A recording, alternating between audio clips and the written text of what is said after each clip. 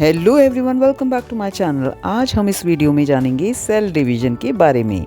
Cell division क्यों ज़रूरी है?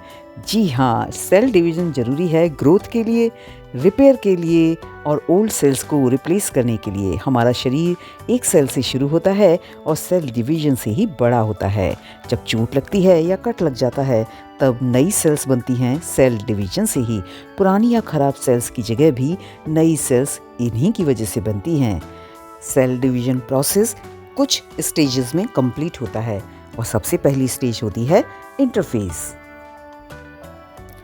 इंटरफेज में सेल डिवाइड होने की तैयारी करती है। याद रखें, इंटरफेज जो है प्रिपरेशन फेज होता है। अगली स्टेज होती है प्रोफेज, जिसमें कि क्रोमेटिन धीरे धीरे क्रोमोसोम्स में बदलने लगते हैं। क्रोमोसोम्स मोटे और साफ दिखाई देने लगते हैं।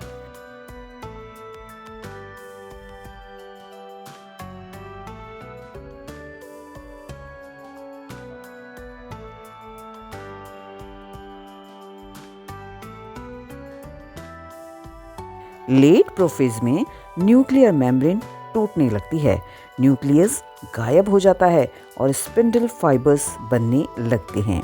ये स्टेज बताती है कि अब सेल डिवीज़न शुरू होने वाला है।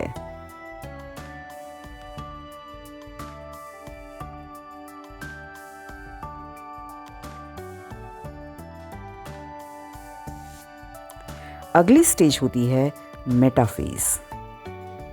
इस स्टेज में सारे क्रोमोसोम्स सेल के बीचों बीच इक्वेटोरियल पर लाइन में आ जाते हैं। स्पिंडल फाइबर्स क्रोमोसोम से जुड़ जाते हैं। मेटाफेज बहुत इंपॉर्टेंट है क्योंकि यहाँ क्रोमोसोम्स सही तरह से अरेंज होते हैं। अब आती है एनाफेज की बारी है।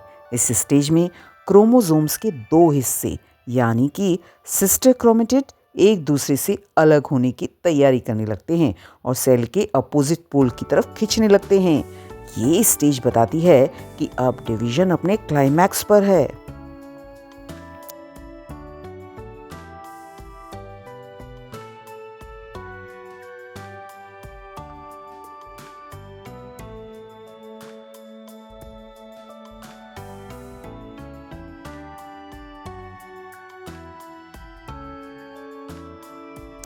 आखिरी स्टेज होती है टेलोफेज। इस स्टेज में क्रोमोसोम्स फिर से पतले होकर के क्रोमेटिन बन जाते हैं। न्यूक्लियर मेम्ब्रेन दोबारा से बन जाती है और दो अलग अलग न्यूक्लियाई दिखाई देने लगते हैं, यानी अब एक सेल के अंदर दो न्यूक्लियाई बन चुके हैं। इसके बाद होता है साइटोकाइनेसिस। साइटोप्लाज्म डिवाइड हो जाता है और एक सेल से दो आइडेंटिकल सेल्स बन जाती हैं। अब ये दोनों नई सेल्स फिर से इंटरफेज में चली जाती हैं और साइकिल दोबारा से शुरू हो जाता है, इसलिए इसे कहते हैं सेल साइकिल। तो दोस्तों, आज हमने सेल डिवीजन को इंटरफेज से लेकर के टेलोफेज तक स्टेप बाय स्टेप समझा। तो ध्यान रखिए, जीवन के लिए ज़रूरी है, ग्रोथ के लिए ज़रूरी है, रिपेयर कंटिन्यूटी के लिए भी सेल डिवीज़न ज़रूरी है। अगर आपको ये एक्सप्लेनेशन हेल्पफुल लगी हो तो इसे टीचर